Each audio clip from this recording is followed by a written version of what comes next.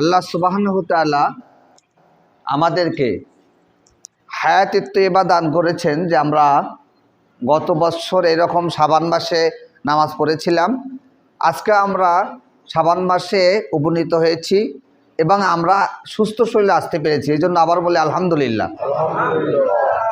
রমজান আমাদের খুবই নিকটতম একটা সময়ের মধ্যে, রমজান আমাদের মাঝে চলে আসছে প্রায়, ঠিক কিনা?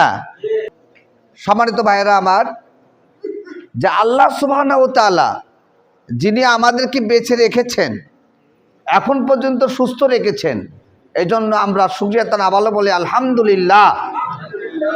আবারও জোরে বলি আলহামদুলিল্লাহ। আপনারা সবাই ভালো আছেন? আলহামদুলিল্লাহ।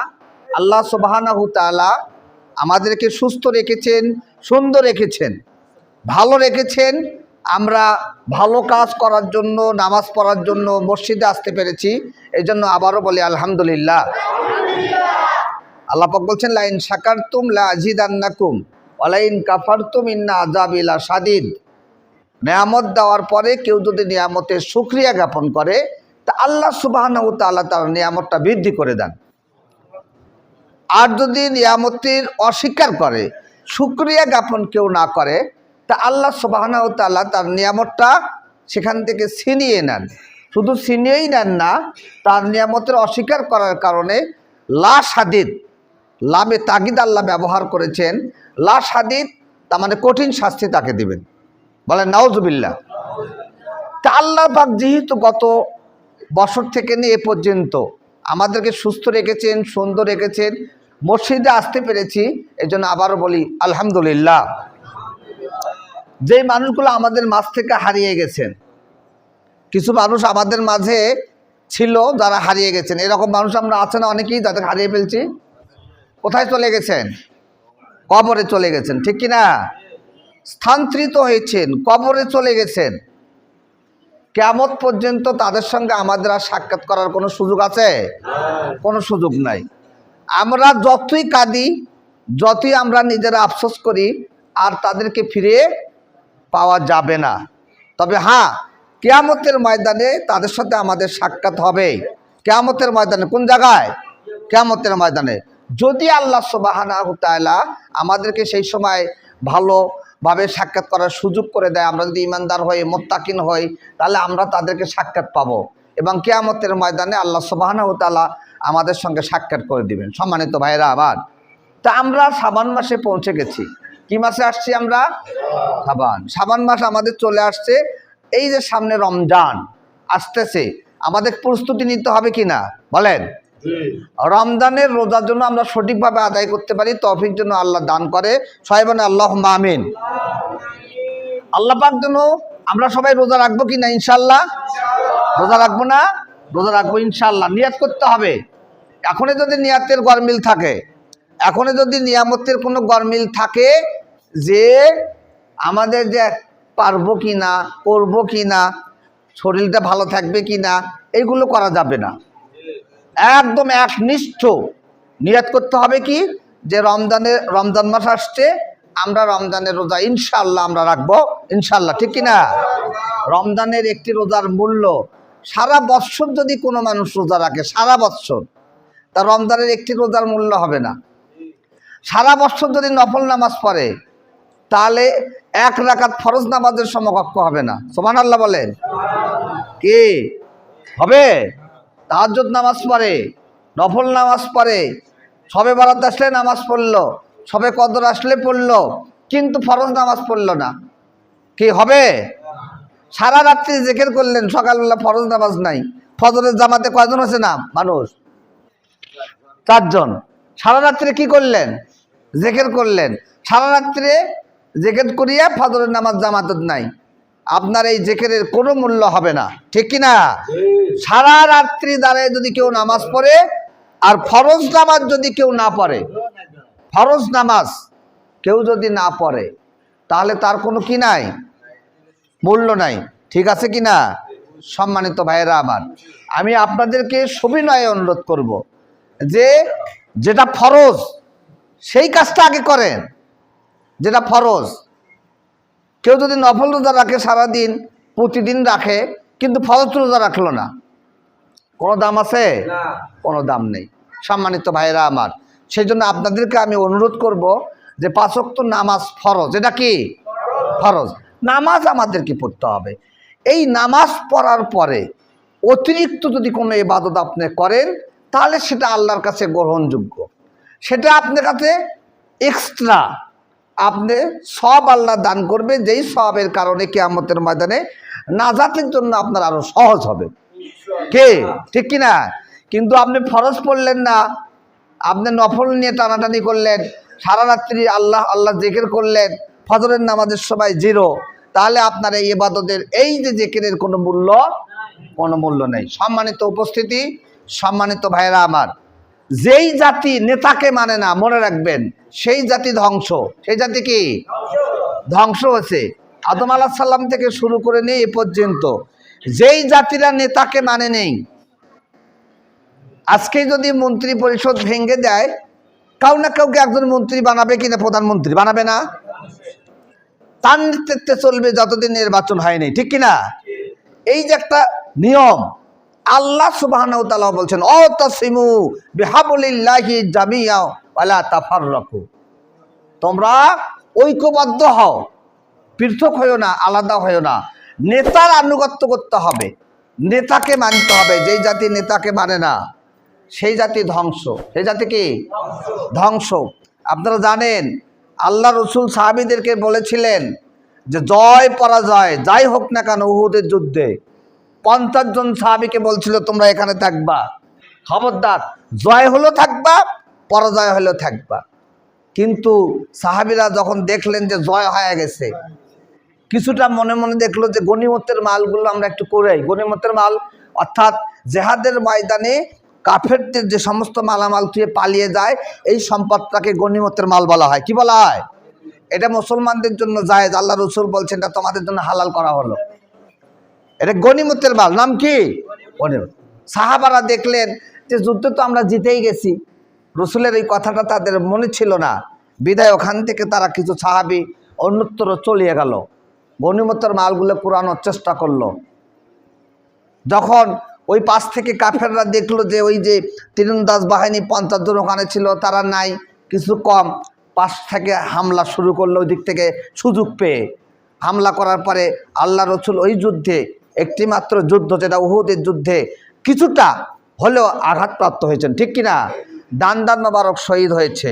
এটার থেকে প্রমাণিত যে আল্লাহ রসুল বলছিলেন আমি না তোমাদেরকে বলেছিলাম জয় পরাজয় যাই হোক না কেন তোমরা ঐক্যবদ্ধ থাকবে, এখান থেকে স্থান এই জায়গা থেকে তোমরা ছেড়ে যাবে না। সম্মানিত উপস্থিতি, সম্মানিত ভাইরা আমার, এই জন্য নেতার আনুগত্য করতে হয়। নেতার কি করতে হয়? আনুগত্য করতে হয়। অনেকেই আছে ইমামের কথা শোনে না, ইমাম কথা বলতেছে শুনতে চায় না, এক্সট্রা আরেকটা মজলিস করে, আয়োজন করে, এক্সট্রা ইমামের উপরে কথা বলতে চায়। মনে রাখবেন আপনার এই সমাজের যে মানুষগুলো আছে এটা আপনার পাড়া প্রতিবেশী কিনা বলেন? আল্লাহ রসুল বলছেন যে একটা নিজের হক আছে, আত্মীয়র একটা হক আছে, পিতামাতার একটা হক আছে, পাড়া প্রতিবেশীর একটা হক আছে, ঠিক কিনা? এই যে আমাদের এলাকার মানুষ, প্রতিটি মানুষের আমাদের ভালো মন্দ দেখার আমাদের দায়িত্ব কিনা বলেন? একটি মানুষ যদি অসহায় অবস্থায় থাকে সেই মানুষটা দেখার দায়িত্ব আমাদের।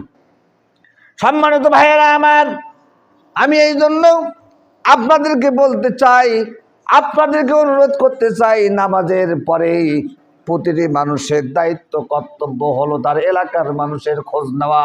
আল্লাহর নবী প্রতিদিন খোঁজ নিতেন আশেপাশে কে খেয়ে আছেন, কে না খেয়ে আছেন।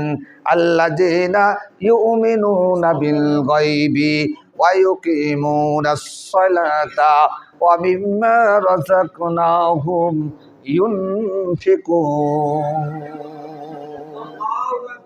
আমার ভাইরা, আল্লাহ পাক বলছেন আল্লাযীনা ইউমিনুনা বিল গায়বি, অদৃশ্য বিষয়গুলোকে যারা না দেখে বিশ্বাস করে, ও আল্লাযীনা ইউমিনুনা বিল গায়বি ওয়া ইউকিমুনাস সালাতা, আর যারা নামাজ কায়েম করে, ওয়া ইউকিমুনাস সালাতা ওয়া মিম্মা রাযাকনাহুম, তোমাদেরকে যে রিজিক দেওয়া হয়েছে, যেই খাদ্য দেওয়া হয়েছে সেই খাদ্য থেকে যারা দান করে, রব্বুল আলামিন নিজে বলে দিয়েছেন এই মানুষগুলোই হচ্ছে সফলগামী।